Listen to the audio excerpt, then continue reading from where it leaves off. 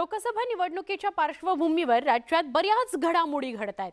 अमरावतीच्या अपक्ष खासदार नवनीत राणा भाजपमध्ये प्रवेश करणार अशा चर्चा सुरू आहेत। नागपुरातील कार्यक्रमात नवनीत राणा भाजपमध्ये प्रवेश करतील अशा चर्चा रंगल्या होत्या। अमरावतीच्या खासदार नवनीत राणा यांच्या भाजप प्रवेशावरून राजकीय वर्तुळात चर्चा रंगली होती। त्याला कारण म्हणजे भाजपने नागपुरात नमो युवा राष्ट्रीय संमेलनाचं आयोजन केलं असून या कार्यक्रमासाठी भाजपने नवनीत राणा यांना आमंत्रित केलं।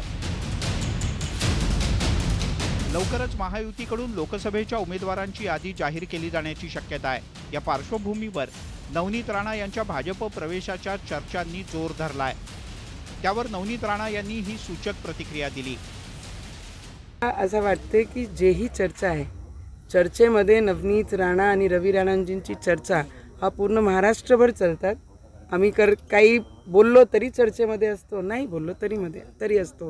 आणि जेव्हाही कोणताही निर्णय आम्ही केला आणि आम्ही एनडीए सोबत त्यांच्यासोबत आहेच, तर त्याच्यामध्ये काही नवल वाटण्यासारखं काहीच नाही आहे।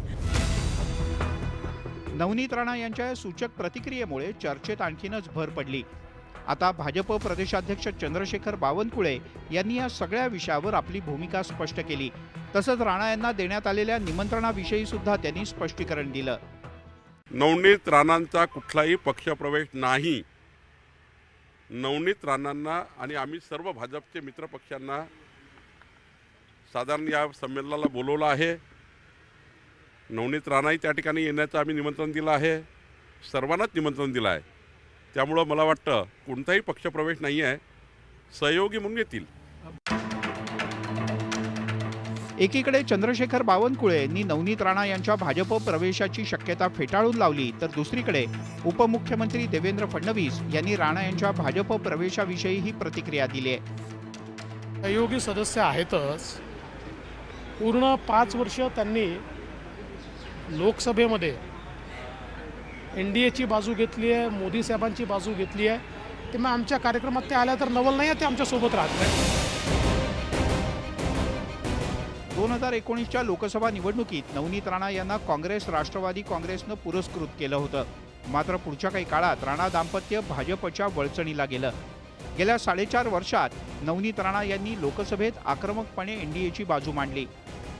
तसंच राज्यातील महाविकास आघाडीच्या सत्ता काळात तत्कालीन मुख्यमंत्री उद्धव ठाकरे यांच्या विरोधात हनुमान चालीसावरून मोठं रानही पेटवलं। राणा दाम्पत्याची भाजपशी असलेली जवळीक पाहता त्यांच्या भाजप प्रवेशाच्या चर्चा रंगल्या होत्या। मात्र तुर्तास राणा दाम्पत्य भाजपमध्ये प्रवेश करणार नसल्याचं स्पष्ट झालंय। Bureau report, news 18 Lokmat.